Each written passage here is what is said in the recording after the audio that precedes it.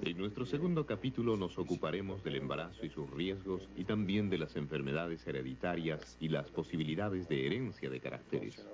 El embarazo no es una enfermedad, sin embargo, tanto la madre como el hijo por nacer deben estar sometidos a un cuidadoso control médico durante el periodo de espera. Muchas veces se presentan problemas durante los 9 meses que preceden al nacimiento. Y en este sentido, los médicos hablan de los riesgos del embarazo. La señora Schwarzer se encuentra en el tercer mes del embarazo y su estado está ligado a ciertos riesgos, pues ella es diabética. Para mantener bajo control este riesgo debe ser vigilada continuamente por el médico. Ante todo, el ginecólogo tranquiliza a su paciente. Su enfermedad relacionada con el embarazo no constituye para la medicina de hoy un obstáculo insalvable.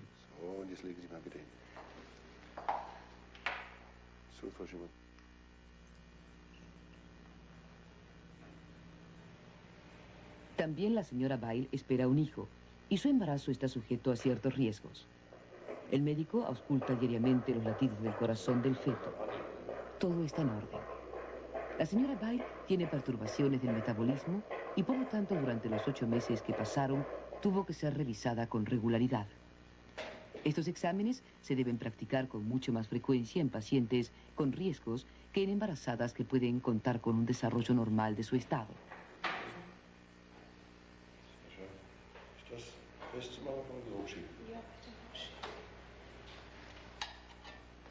La presión sanguínea se debe controlar con regularidad. Un aumento de ella, que sería peligroso tanto para la madre como para el feto, puede producirse sin que la embarazada lo note. Durante el embarazo, la presión sanguínea debe mantenerse en los mismos valores que se consideran normales en una mujer no embarazada, pero de la misma edad.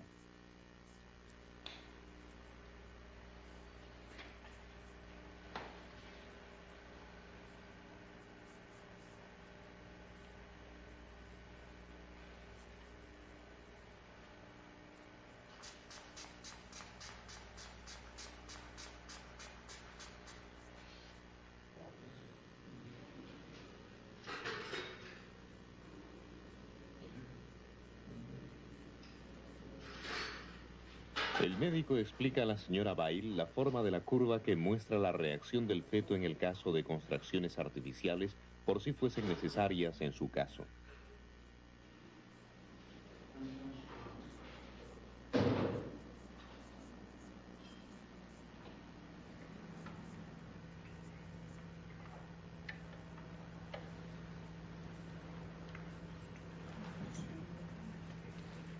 Esta otra paciente, que también se debe contar entre las sujetas a riesgos, es propensa a un aborto, lo que implica que esté bajo constante observación médica para que su hijo pueda nacer.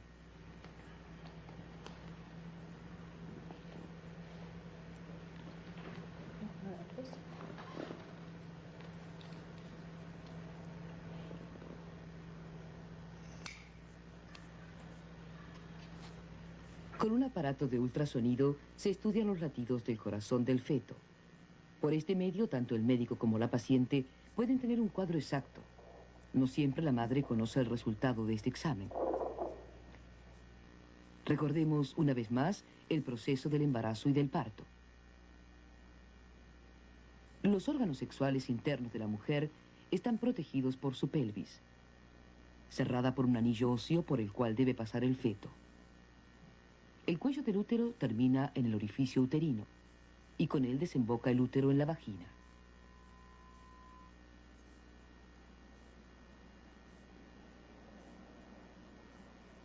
La trompa uterina comunica los ovarios con el útero.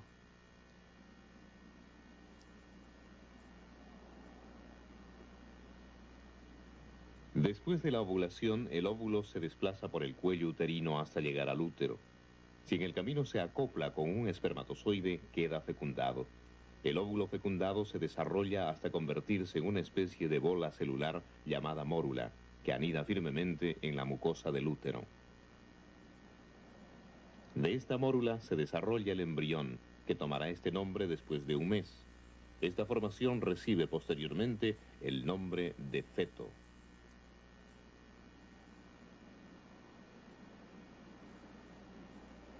El feto se alimenta de la placenta. Por medio del cordón umbilical recibe alimento y oxígeno. Cuanto más grande es el feto, más se dilata el útero. Se necesitan 280 días para que un feto se desarrolle totalmente y entonces pueda nacer un niño. En los últimos días de embarazo, por regla general, el feto está con la cabeza hacia abajo. El líquido amniótico que llena la vesícula lo protege contra posibles golpes y sacudidas. En este estado, el orificio uterino está cerrado por un tapón mucoso. Las paredes del útero están formadas por una poderosa capa muscular. Aquí se muestran los músculos. El anillo señala los músculos del cuello del útero. Cuando el feto ha madurado, los músculos del útero se contraen y presionan el cuerpo hacia abajo. Por el contrario, los músculos del cuello del útero se distienden para que el feto pueda pasar a través de él. Antes que el niño nazca ocurren tres cosas. Comienzan las contracciones de los músculos del útero. Esto provoca dolores tolerables que pueden ser comparados en intensidad con los que siente la mujer en su periodo menstrual.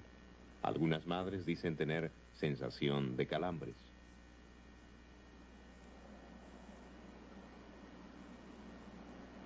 El tapón mucoso sale a través de la vagina en forma de una masa pegajosa mezclada con sangre.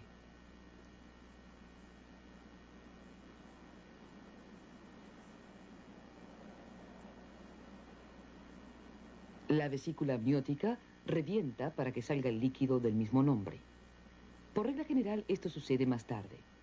En la mayor parte de los casos, esto es un anuncio oportuno del inminente nacimiento.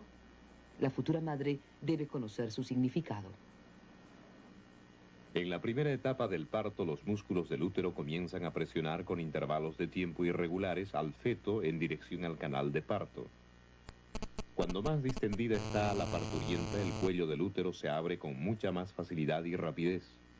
Si la parturienta está, por el contrario, contraída, el cuello del útero, por donde debe pasar el niño por nacer, se abre con dificultad. Pese a esto, los músculos del útero presionan inexorablemente el cuerpo del feto.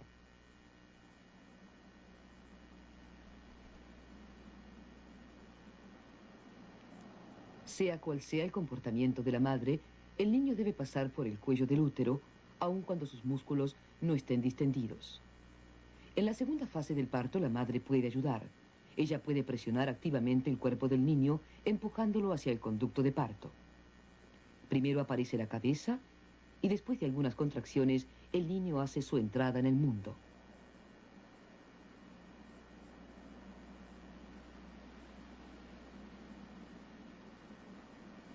Luego viene un momento de distensión caracterizado por la calma. Finalmente, las últimas contracciones expulsan la placenta. El parto ha terminado. Volvamos ahora a los cuidados de una embarazada con riesgos. Empleo del aparato de ultrasonido. El control del feto mediante este aparato es algo que solo puede realizarse en algunos países del mundo. Por esto, es sumamente importante visitar a un médico. Un aparato de ultrasonido es mucho más importante que uno de rayos X para el control de una embarazada con riesgo. El instrumento emite ondas ultrasónicas semejantes a las que se emplean en los barcos, ondas que se reflejan donde un tejido limita con otro. Estas ondas han demostrado ser inofensivas tanto para la madre como para el feto. Con este instrumento, el médico puede obtener muchas más informaciones que empleando un aparato de rayos X, pues las ondas ultrasónicas le ofrecen un cuadro móvil del feto. Él puede determinar por su movimiento si se trata de un embarazo de 1, 2 o 3 meses. Puede determinar la posición del feto y también saber si se trata de un niño o de mellizos. Por otra parte, puede determinar el tamaño del niño y saber si su crecimiento corresponde con la etapa del embarazo. Además, el médico puede conocer el estado de la placenta y, por lo tanto, decir con gran anticipación si todo está en orden o si existe algún peligro a considerar. La observación médica por medio del ultrasonido es una ventaja técnica tan importante que sería de desear que en los próximos años se pudiese utilizar en todas partes del mundo. Den Kopf werden wir jetzt ausmessen. En esta imagen, el médico puede reconocer claramente al feto, la placenta, las extremidades del ser por nacer y saber si el líquido amniótico está en orden.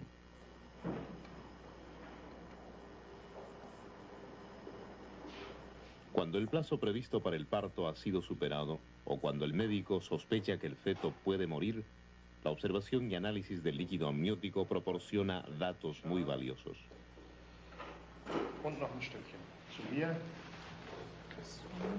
Un tubo de metal provisto de una fuente luminosa se introduce en la vagina de la embarazada. Aquí se reconoce fácilmente la vesícula amniótica, la cabeza del feto y aún los pelos que la cubren.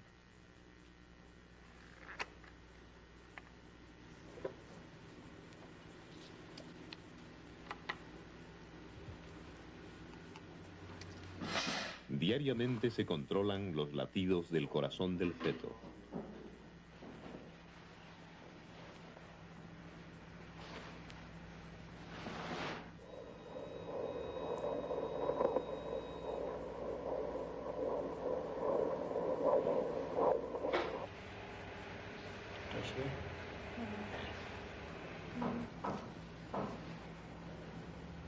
El médico o la enfermera controlan regularmente la medida de la circunferencia del vientre de la embarazada.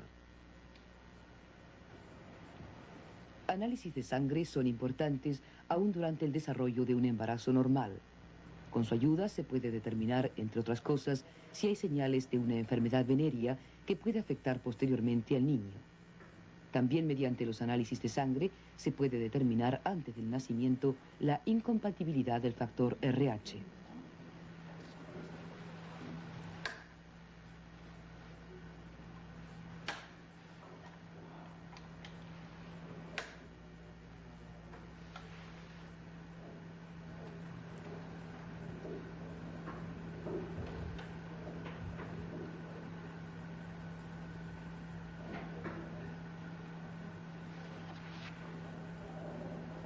En el laboratorio se analiza la orina para constatar si hay vestigios de albúmina o de azúcar. Actualmente estos análisis se realizan con la ayuda de cintas previamente preparadas. Tanto la albúmina como el azúcar pueden ser males que afectan a la embarazada sin que ésta tenga conocimiento. Y esto implicaría daños para el ser en formación. Con un tratamiento adecuado y oportuno se pueden evitar en la mayor parte de los casos estos problemas.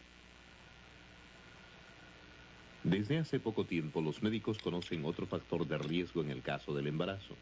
Se trata de aquellos casos en que el embarazo tiene lugar en mujeres que han pasado cierta edad y es la primera vez que serán madres. En estos casos, las mujeres deben estar sometidas a controles muy severos y permanentes. Se habla de un embarazo con riesgo cuando existen mayores posibilidades que en embarazos normales de que el feto sufra determinados daños. Estos niños padecen de una malformación congénita de la cadera. Se trata de una enfermedad hereditaria. Esta deformación puede ser corregida si el médico puede reconocerla a tiempo.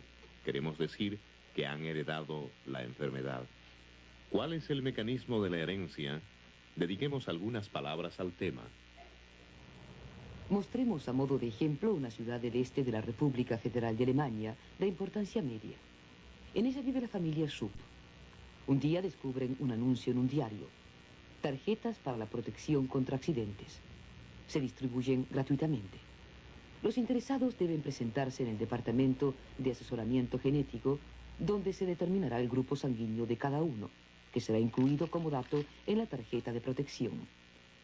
Toda la familia Schupp, es decir, el padre, la madre y los 4 hijos, deciden aceptar la oferta. En el laboratorio del Departamento de Asesoramiento se le extrae sangre a todos los miembros de la familia. Todos los hombres tienen grupos sanguíneos diferentes y en caso de accidente, cuando es necesario hacer una transfusión de sangre, es de enorme importancia que el accidentado reciba sangre de su mismo grupo. Por esto, el grupo sanguíneo debe figurar en una tarjeta que ayude en caso de accidente. El profesor Dr. Wendt, que desde hace 30 años se ocupa científicamente de este tema, explica: Jetzt sind also je ein Tropfen des Blutes mit Ahora se mezcla una gota de sangre con una del suero destinado al test. Se mezcla revolviendo y luego podemos leer el resultado. Cuando las células sanguíneas se unen, lo que se llama aglutinación, entonces se habla de una reacción positiva. Cuando esta aglutinación no tiene lugar, la reacción es negativa. El tipo de grupo sanguíneo de los padres será transmitido a los hijos.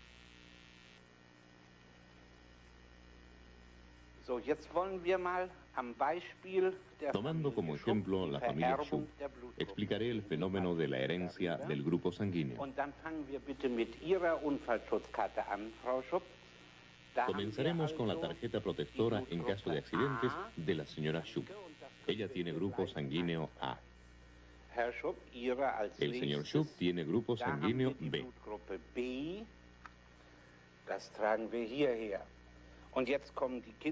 Luego vienen los niños, primero Antonieta, la mayor, que tiene el grupo AB.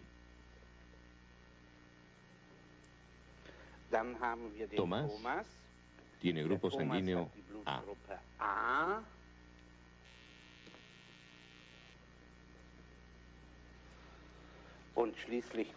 Y finalmente tenemos a Ricardo con grupo sanguíneo B. Y Claudia, que tiene grupo 0.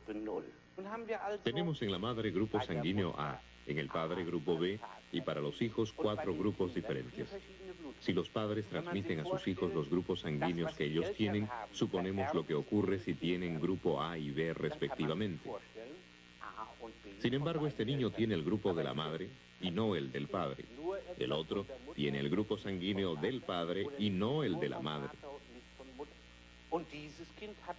Este niño tiene un grupo sanguíneo diferente al de ambos padres. Lo que debemos entender es que detrás de estos rasgos heredados visibles y evidentes se esconden caracteres fundamentales que llamamos genes y de ellos hablaremos ahora.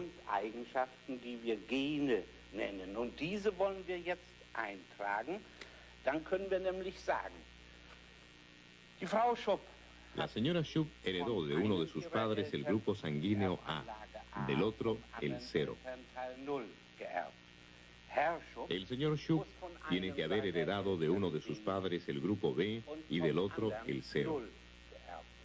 Con estos datos hereditarios de los padres, intentemos ver de qué modo se puede combinar en los hijos las características de los grupos sanguíneos del señor y la señora Schupp.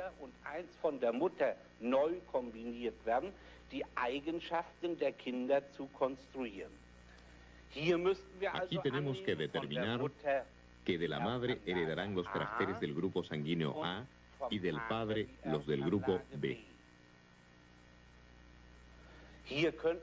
Aquí podemos suponer que de la madre hereda el grupo A y del padre el grupo 0.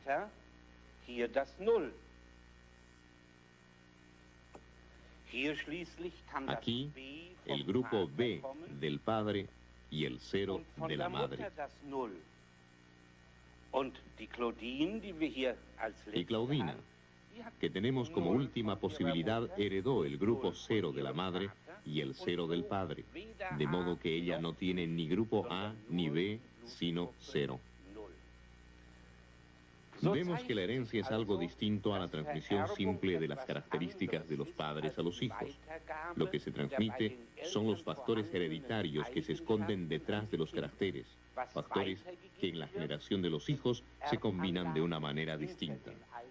Pienso que de esta manera debe entenderse lo que significa herencia.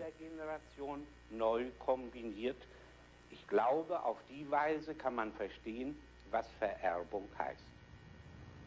También existen enfermedades que están como ancladas en los factores hereditarios y que se transmiten de generación a generación sin que necesariamente tengan que hacer su aparición.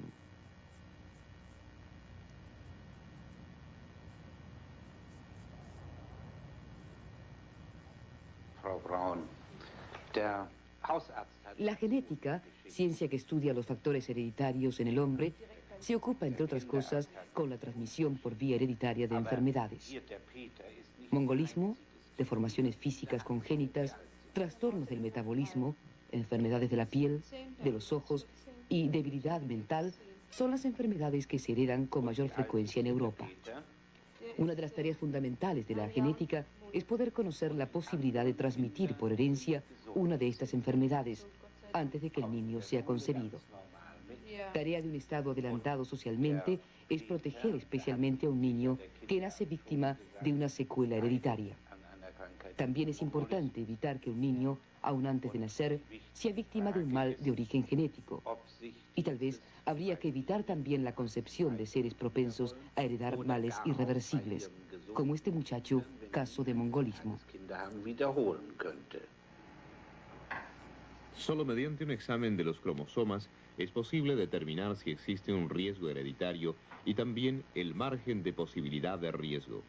Para esto se saca sangre de la vena del brazo y con ella se puede hacer el diagnóstico de los cromosomas. Lamentablemente, esta posibilidad no está al alcance de todas las madres que esperan un hijo.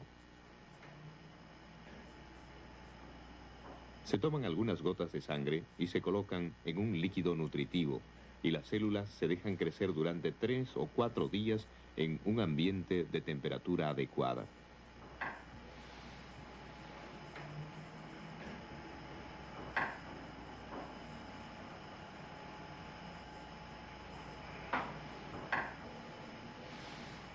Antes de que esté listo el preparado para el examen microscópico, es necesario tomar algunas medidas.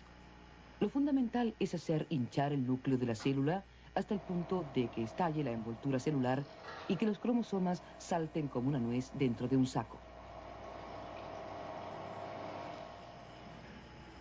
Los cromosomas serán coloreados para que se establezca un contraste.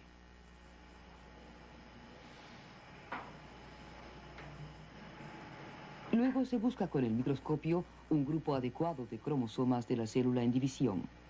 Los cromosomas se pueden contar y diferenciar según su forma. Los cromosomas se distribuyen en pares en las células del cuerpo humano. En una célula se encuentran 22 pares de cromosomas que se diferencian entre sí por su forma.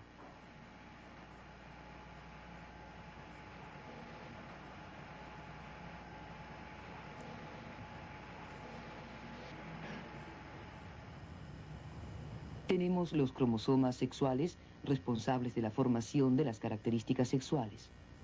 De todos los cromosomas de un niño, la mitad proviene de la madre, la otra del padre. Pero solo los cromosomas paternos son los que determinan el sexo del futuro niño.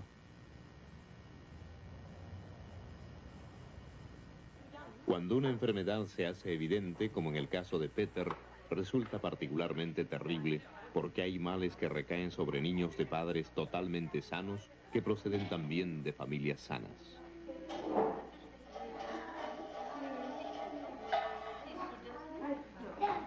Por lo menos en un 1% de todos los niños que llegan al mundo presentan señales evidentes de una irregularidad de sus cromosomas. Este hecho es suficiente para darse cuenta del valor que tiene el examen de cromosomas tanto para el médico como para los padres.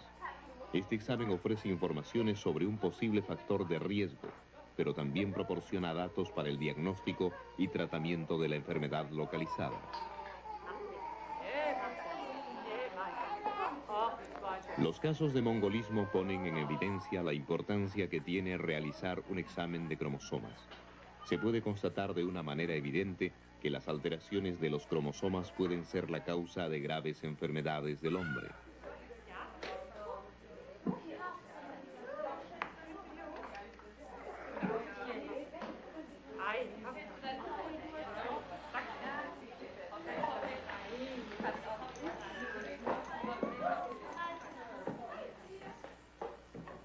Aquí se practica una función del líquido amniótico. Este será enviado a una institución especial. Se analizan las células del feto contenidas en el líquido amniótico. En el caso de alteraciones de los cromosomas, se puede pronosticar posibles daños en el feto. Cuando el médico constata este peligro, puede tomar medidas previas para aplicar durante el desarrollo del embarazo y determinar tratamientos adecuados durante el parto. Cuando se tiene la certeza de que el feto tiene un mal incurable, se interrumpe el desarrollo del embarazo. En la República Federal de Alemania, esta medida es aplicable dentro de las disposiciones legales. El líquido amniótico se extrae a través del vientre de la embarazada.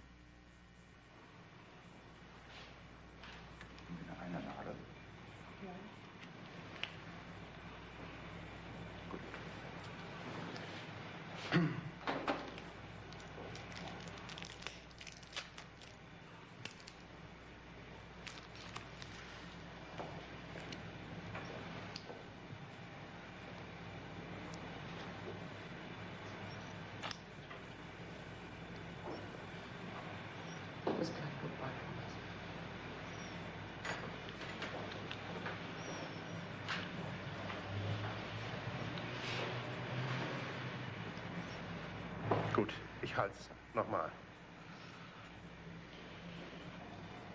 Sie sind gleich erlöst.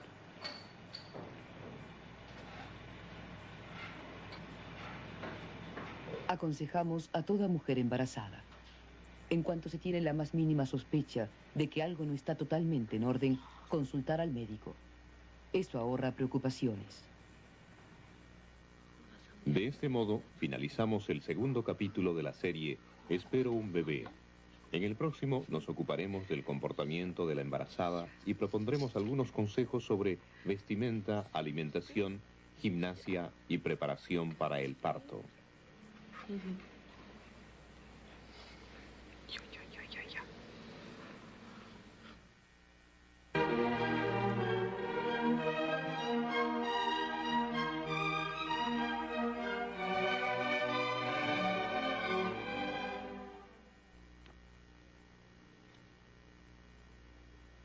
Sala de espera de un ginecólogo de la República Federal de Alemania. No se diferencia de otras. Las mujeres que esperan son iguales a las de cualquier otra parte del mundo, sea cual sea el color de la piel. Todas tienen algo en común. Esperan un bebé.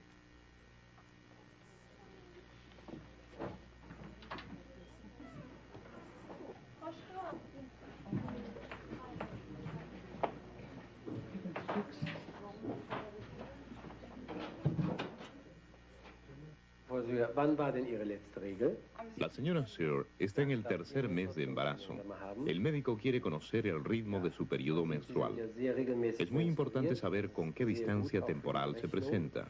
Jetzt noch einige Fragen. Wann war die Regel das erste Mal? Mit 13 Jahren. Und haben Sie Schmerzen bei der Regel? Ja, so ein leichtes Ziehen am zweiten Tag. Ja. Toda mujer debería llevar una especie de calendario de sus periodos, esté o no embarazada. La desaparición del periodo menstrual durante 1 o más meses no se debe únicamente a un embarazo.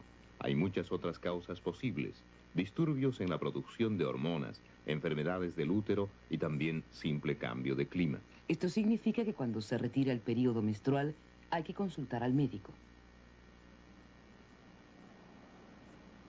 Cuando se constata un embarazo, el médico debe saber cuál fue el primer día de la última menstruación para poder establecer la posible fecha del nacimiento.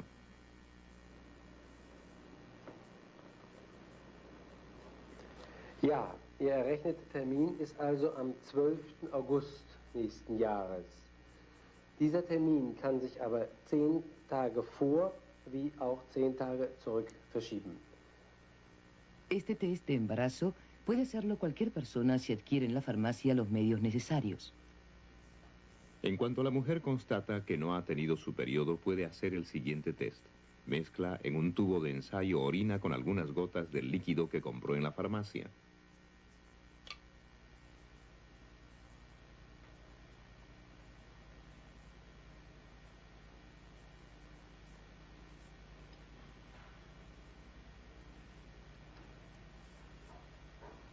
Dos horas más tarde se tiene el resultado que puede interpretarse según el color que han tomado las gotas.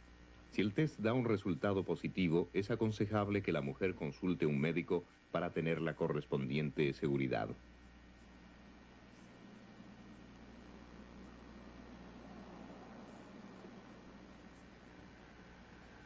El test se repite en el laboratorio del médico y la enfermera procede de modo similar al de la señora Sir. Sangre de carnero hipersensibilizada se mezcla con la orina de la paciente y según las diferentes reacciones de la mezcla se puede saber si está o no embarazada. De acuerdo al proceso del test, se forma un círculo o un coágulo.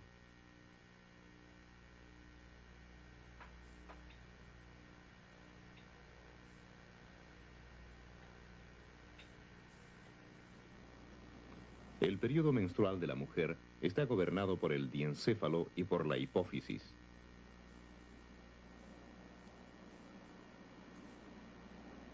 La hipófisis es un órgano que tiene el tamaño de un poroto y está ligado a la base del cerebro. Las hormonas que producen estimulan al óvulo a saltar del folículo protector.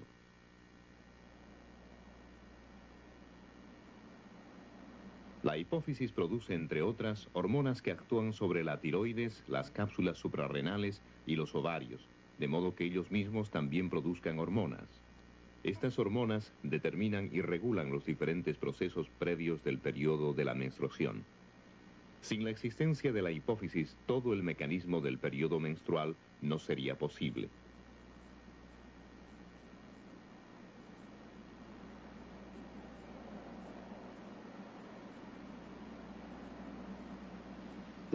Una vez que el médico constató el estado de embarazo de la señora Sir, solicita su historial clínico, es decir, qué enfermedades padeció durante su niñez, su juventud y en los últimos tiempos. Interesan sobre todo enfermedades como difteria, sarampión, diabetes, pues hay males que pueden dejar secuelas en el niño por nacer. Obsérvese la estructura del útero. Está formado de 3 capas. En el exterior, una fuerte capa de músculos. Luego, una capa intermedia delgada sobre la cual se encuentra finalmente la mucosa. Como punto de partida para la reconstrucción de un ciclo, tomemos el 4.º día que sigue a la aparición del periodo. Corresponde al final de la pérdida de sangre mensual. La mucosa del útero es expulsada y en el ovario crece un óvulo. Al 13.º día, el óvulo se ha desarrollado de tal modo que se abomba sobre la superficie del ovario. Mientras tanto, la mucosa del útero ha vuelto a crecer con todo su vigor. Todas las sustancias que serían necesarias para la alimentación de un óvulo fecundado se encuentran almacenadas aquí. La mucosa uterina se puede desarrollar nuevamente debido a que recibe una señal enviada por la hormona folicular. El óvulo, a medida que sigue creciendo, hace entrar esta hormona en la corriente sanguínea.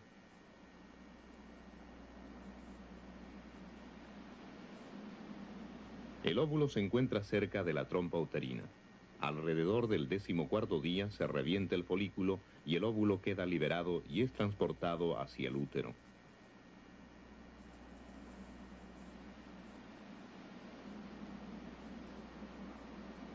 A partir de este momento comienza a madurar otro óvulo en el ovario. Los restos del óvulo liberado se convierten en el llamado cuerpo lúteo, que tiene la función de una glándula. El óvulo, que ha seguido su camino a través de la trompa uterina sin ser fecundado, muere poco tiempo después.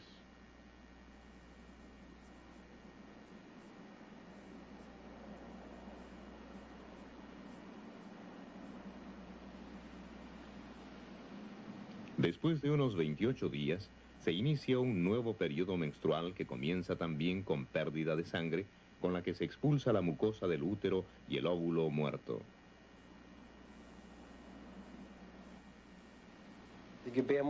Volvamos a la señora Sir.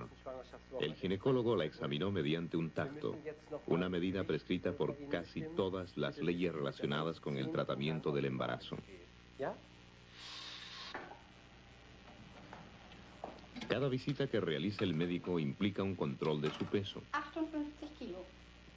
Ja, kommen Sie, Frau Dürr. Legen Sie sich bitte auf die Liege. Wir müssen noch einige weitere Zusatzuntersuchungen machen. Schwester Geser, tragen Sie bitte in den Mutterpass 58 Kilo ein. Das ist ein gutes Ausgangsgewicht. También en cada visita se controla y mide la circunferencia de su cuerpo. Esto con el objeto de seguir el crecimiento del futuro niño. Wir messen jetzt den Beckenumfang.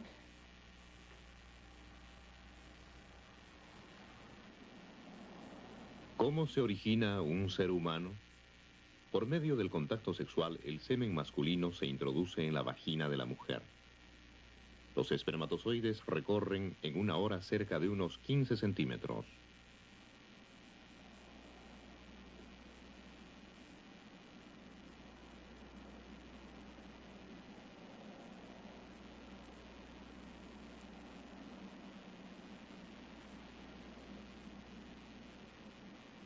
A través del orificio y del cuello uterinos, los espermatozoides entran en la matriz. Cuando el contacto sexual tuvo lugar en el periodo de ovulación, es posible que se produzca un embarazo, es decir, la fecundación de un óvulo.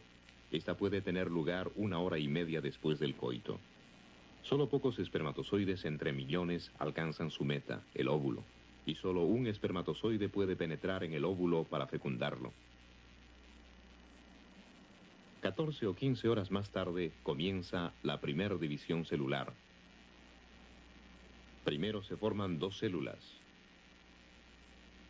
luego 4, 8, y finalmente se forma un blastocito.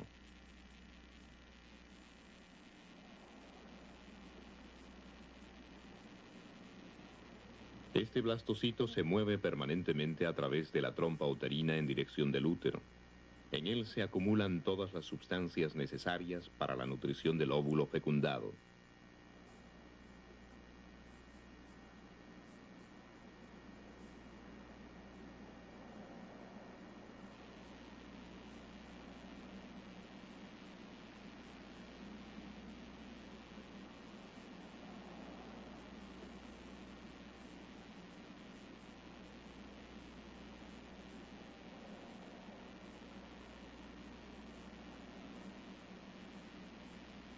La implantación de este óvulo se realiza con la ayuda de fermentos tisulares solubles, las sustancias nutritivas de la mucosa del útero.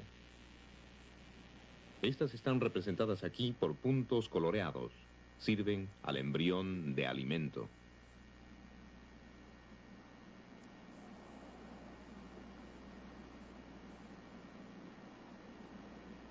En este embrión ya están contenidos todos aquellos factores que caracterizarán el niño. Su cuerpo, su carácter, sus dotes.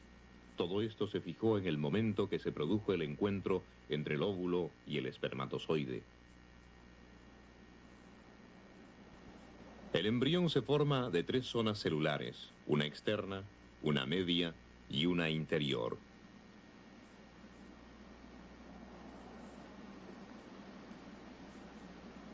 Más tarde, a través de la capa exterior pasarán los componentes del tejido disuelto de la mucosa del útero que servirán para alimentar el embrión.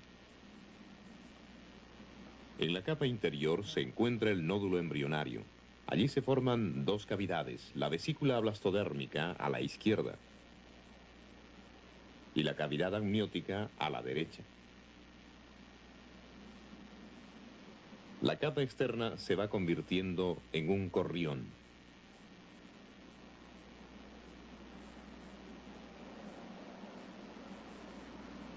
El nódulo embrionario va aumentando de tamaño en la cavidad y entre ella y la vesícula blastodérmica se encuentra el verdadero embrión. Esta es la fase que corresponde al 15º día.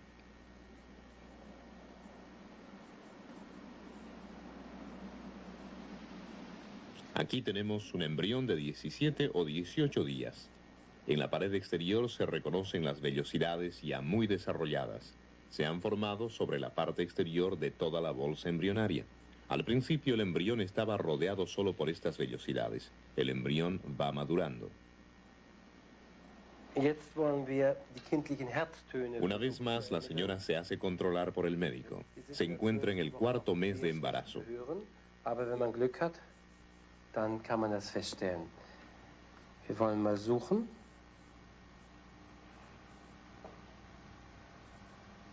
Hier nicht. Ja. Hier können Sie hören. El ginecólogo controla los latidos del corazón del feto ya perfectamente audibles. Todo está en orden. Sehr kleinen Kinder durch diese empfindlichen Geräte jetzt bereits messen können. También el control de la presión sanguínea es parte del examen porque proporciona datos valiosos sobre el estado de la madre.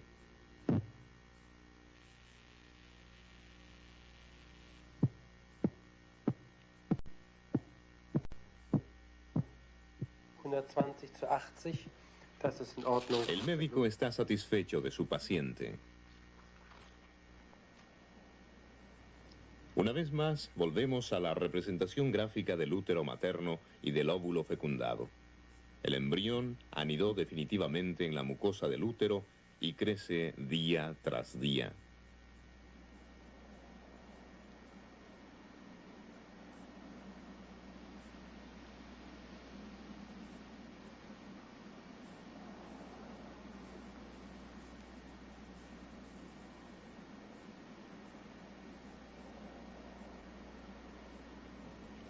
El óvulo fecundado se denomina al final del primer mes embrión.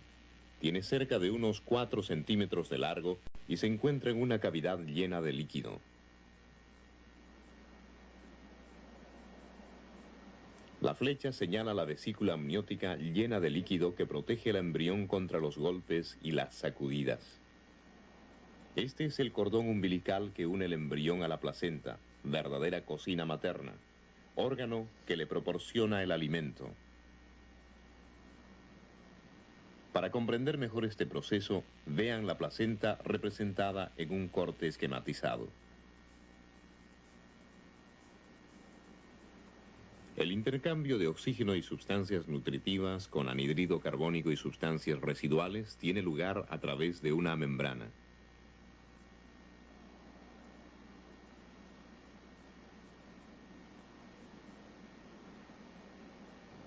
Observemos en una figura aumentada la función de la membrana. Ella debe constituir una barrera protectora para que ningún agente patógeno de la sangre materna pase a la corriente sanguínea del ser en formación. Contra las sustancias venenosas disueltas en la sangre, esta membrana no tiene ninguna acción. La flecha señala cómo pueden pasar a la sangre del feto las sustancias que se encuentran en la sangre de la madre, ya sean nutritivas o tóxicas, como pueden ser nicotina o alcohol. Por esta razón, es imprescindible realizar de tanto en tanto un examen de sangre. Este examen puede proporcionar datos sobre una enfermedad venérea, tal vez desconocida por la madre, pero que posteriormente puede afectar al niño. También el examen arroja datos sobre una rubeola contraída por la madre al comienzo del embarazo, lo que representa un grave peligro para el nuevo ser, pese a que se puede presentar sin signos exteriores. Por otra parte, el examen de sangre permite determinar el factor rhesus, o sea, la compatibilidad de los grupos sanguíneos. El factor rhesus significa lo siguiente: si al efectuarse el análisis de sangre para establecer el factor RH se constata que la madre tiene un factor negativo, entonces debe efectuarse un examen de la sangre del padre. Si resulta RH positivo, el niño cuyos padres tienen factor RH contrarios puede sufrir graves consecuencias. Una vez más, el esquema de la circulación sanguínea de la madre y del ser en formación. Debido a que la membrana que separa las corrientes sanguíneas de la madre y del hijo es sumamente delgada en la placenta, es posible que anticuerpos que se encuentran en la sangre materna entren en la corriente sanguínea del feto, provocando los daños previsibles.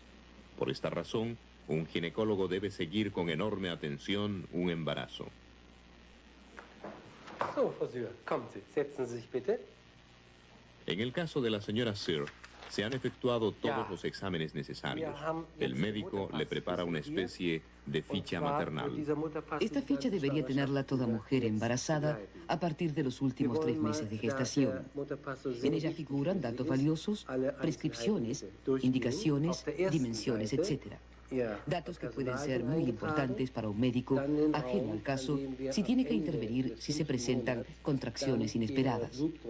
Con estos datos, todo médico, cualquier clínica, pueden hacer lo mejor posible por la madre, por el hijo y por el nacimiento.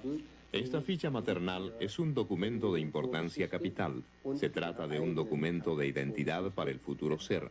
El médico le explica todo detalladamente a la señora Syr.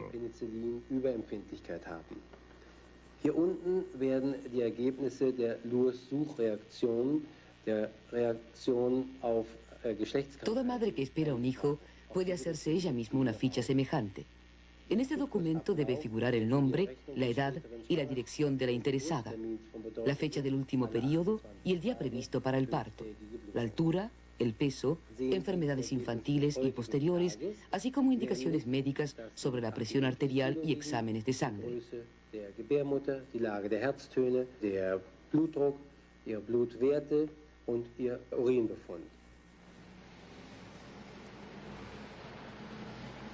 Las mujeres embarazadas y que están en los últimos meses del embarazo deben evitar utilizar medios de transporte público, ambientes de aire viciado y aglomeraciones.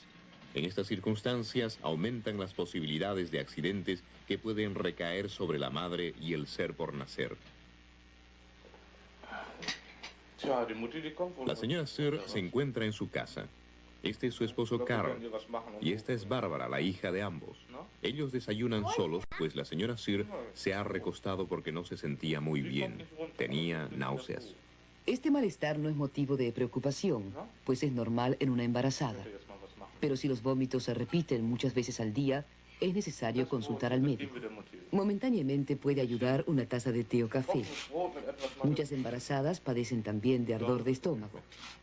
Otro malestar frecuente durante el embarazo son las perturbaciones de la digestión.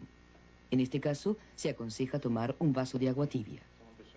Con los purgantes hay que ser muy precavido. También los mareos son frecuentes en las futuras madres debido casi siempre a un descenso de la presión sanguínea.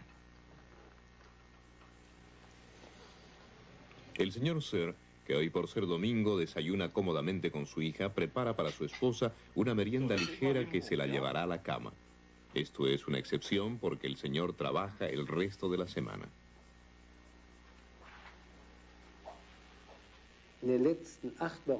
Consideremos ahora una consecuencia lateral y desagradable del embarazo. Marcas estriadas sobre la piel del vientre de la mujer. Aparecen en el 30% de los casos y casi siempre a partir de la 16ª semana de embarazo.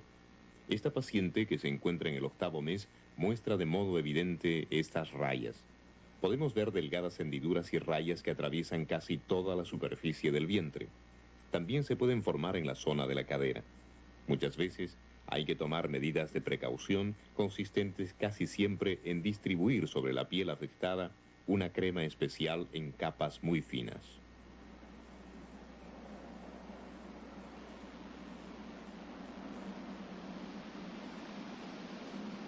Luego hay que practicar diariamente y durante 5 minutos un masaje en esta forma. Es aconsejable a toda mujer embarazada la aplicación de estos masajes, ya sea con o sin crema especial. Estas fisuras de la piel y las varices tienen el mismo origen. En esta mujer aparecen varices muy desarrolladas. Se trata de inflamaciones de las venas como consecuencia de estancamientos sanguíneos que resultan frecuentes en las mujeres embarazadas. ¿Qué se puede hacer contra esto? En casos no graves, se aconseja envolver las piernas de la paciente, pero en casos serios hay que consultar al médico. Este médico explica a la paciente las posibilidades de tratamiento. Las vendas deben ser siempre elásticas y, si es posible, en sentido longitudinal y transversal. Voll dehnbar und ziehbar sein, damit eine volle Spannung auf das Bein einwirken kann. In noch schwierigeren Fällen müssen Sie Dauerbandagen tragen. En casos de extrema gravedad es necesario extirpar las varices, cosa que debe determinar el médico. Sie sehen, wie elastisch eine solche Bandage ist. Sie muss jeden Morgen angelegt werden und den ganzen Tag über kräftig getragen werden. Man kann auch eine Verödung von schwangerschaftstypischen Krampfadern durchführen. Jedoch sollte der Arzt darin geübt sein und sollte eine feste Bandagierung dann bis zur Entbindung hin unbedingt durchführen. Eine medikamentöse Behandlung, etwa eine reine Salben- oder Tablettenbehandlung, hat keinen Erfolg. Bitte alle in die Knie. Gimnasia durante el periodo de embarazo. Estos ejercicios son muy importantes para toda mujer embarazada porque preparan para el parto. Mediante la repetición de ciertos ejercicios, el cuerpo se entrena de tal modo que durante el proceso del parto los dolores no son tan intensos.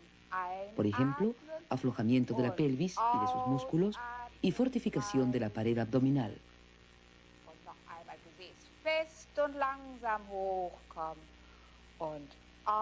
En esta escuela maternal, una de tantas que existen en cualquier ciudad, se encuentran varias mujeres embarazadas para realizar juntas ejercicios gimnásticos.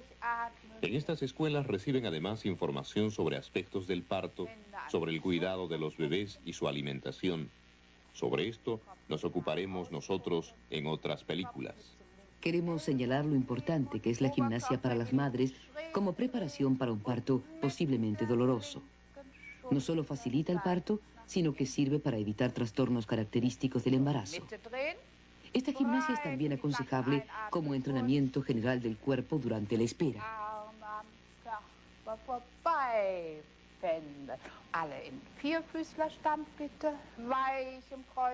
De este modo finalizamos este capítulo de la serie Espero un bebé y anunciamos que en el segundo ofreceremos otras informaciones sobre el proceso del embarazo, comportamiento y herencia, así como sobre genética y riesgos propios del Estado.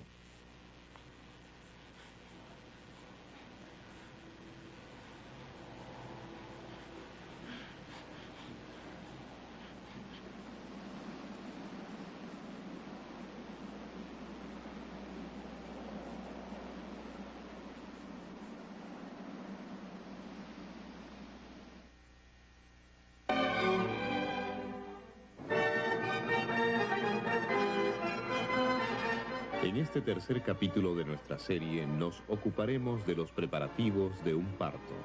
¿En qué tiene que pensar una mujer que va a dar a luz? Esto es algo que une a todas las mujeres embarazadas, ya vivan en las grandes ciudades o en el campo, ya vivan en Asia, África, Sudamérica o Europa. Este es el matrimonio Wolters, que vive en Hamburgo. Justamente en este momento tiene lugar una fiesta popular, pero la señora Wolters tiene que limitarse a ser espectadora, pues está embarazada. Después del cuarto o quinto mes de embarazo, todos los vestidos de la futura madre le quedan demasiado estrechos. Este problema es más fácil de solucionar en los países sureños que en los nórdicos, porque en estos últimos sus habitantes deben abrigarse para no sufrir las consecuencias del frío.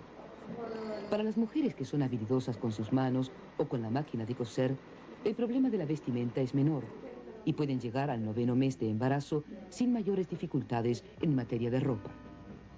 Estas embarazadas se han encontrado en una escuela para amas de casa y tratan de solucionar juntas el problema de la ropa, ayudándose mutuamente. Cuando las futuras madres pretenden seguir llevando sus ropas corrientes, deben poder descoser las costuras de los vestidos para agrandarlos, pues a medida que pasa el tiempo, el vientre de la embarazada se hace cada vez más voluminoso. Muchos vestidos de confección que forman parte de los llamados modelos maternales no son particularmente caros. Veamos los problemas que se le presentan a una mujer alemana que espera un niño. Si le interesa desviar la atención que puede despertar su vientre, lo mejor será que su ropa lleve algunos adornos que ella misma puede hacer. Si la madre no está dispuesta a gastar mucho dinero en su vestimenta, tiene otra posibilidad que tal vez también existe en muchas ciudades: tiendas de ropa de segunda mano. En ellas no solo se puede comprar, sino también vender o cambiar vestimentas, y por otro lado, en estos comercios se encuentra también ropa para el futuro hijo. En un principio estos comercios eran visitados solo por mujeres muy jóvenes que no disponían de medios para adquirir ropa en comercios corrientes. En estas tiendas de ropa de segunda mano, todos los materiales se ofrecen lavados y desinfectados. Lo más importante para la embarazada es que la ropa que lleve sea lo más cómoda posible, ropa que no debe apretar ni oprimir al cuerpo.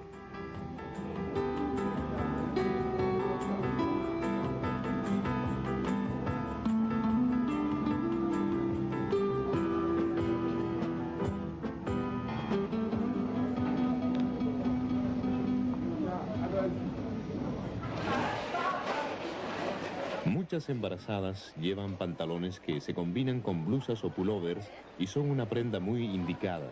Muchos pantalones que se pueden agrandar durante el embarazo mediante el agregado de telas pueden ser utilizados más tarde con los arreglos correspondientes.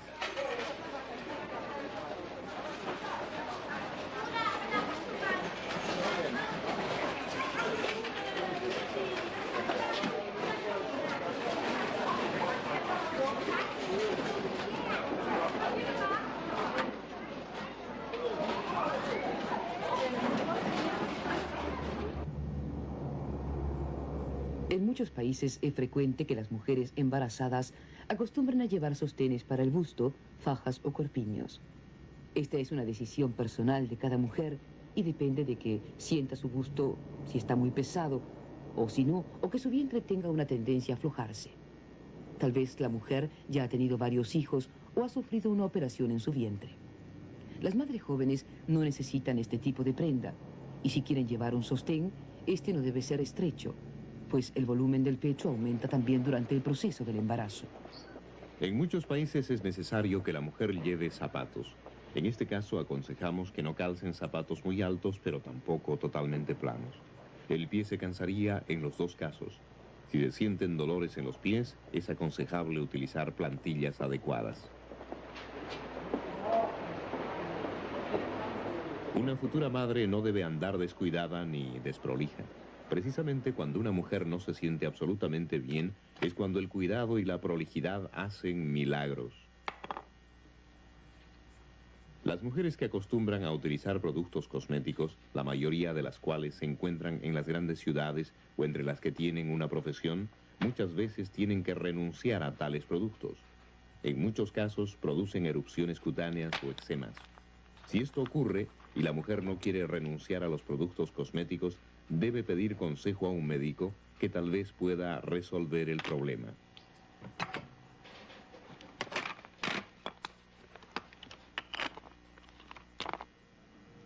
No es absolutamente cierto el dicho popular que cada hijo le cuesta un diente a la madre. Ella debe darle un gran valor al cuidado de su dentadura. Su cuerpo necesita más calcio cuando está embarazada y una carencia de calcio es fatal para la dentadura. Durante los 9 meses que dura el embarazo, una madre no debe aumentar más de 9 u 11 kilos de peso. La placenta pesa unos 500 gramos, la sangre para el niño otros 500, el útero puede llegar a pesar 1000 gramos y el niño cuando es normal tiene un peso que oscila entre los 3 y los 5 kilos en el momento de nacer. En el caso de la madre es más importante lo que come que cuánto come. E importantes son las vitaminas contenidas en frutas y verduras.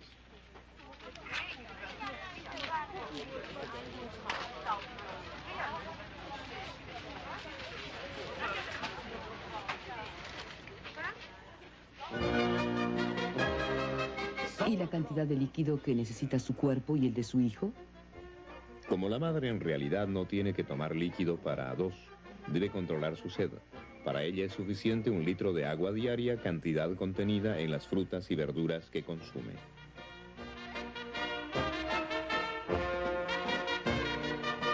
Consideremos ahora productos como el cigarrillo y el alcohol.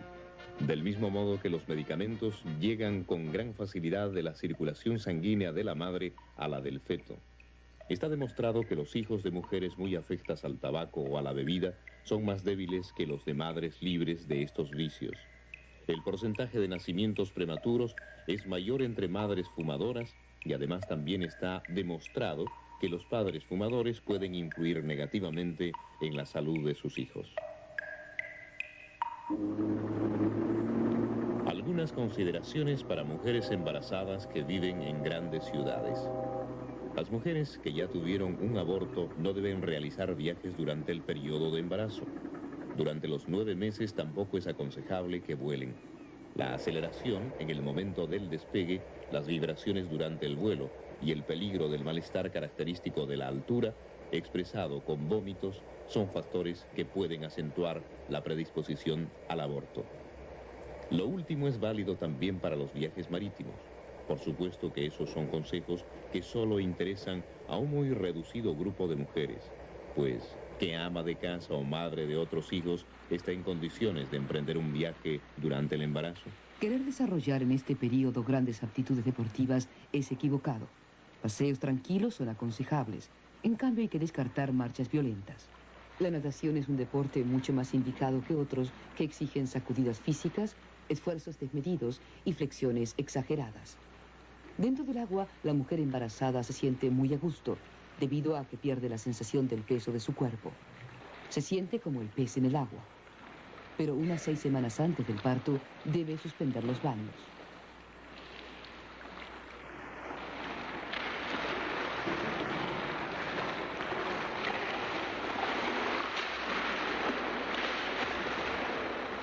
Es de vital importancia que la mujer esté muy atenta al cuidado de su cuerpo y de su higiene, ya sea después de haberse bañado en una piscina o en el mar. Las bacterias pueden entrar muy fácilmente en la vagina y ocasionar daños en el feto.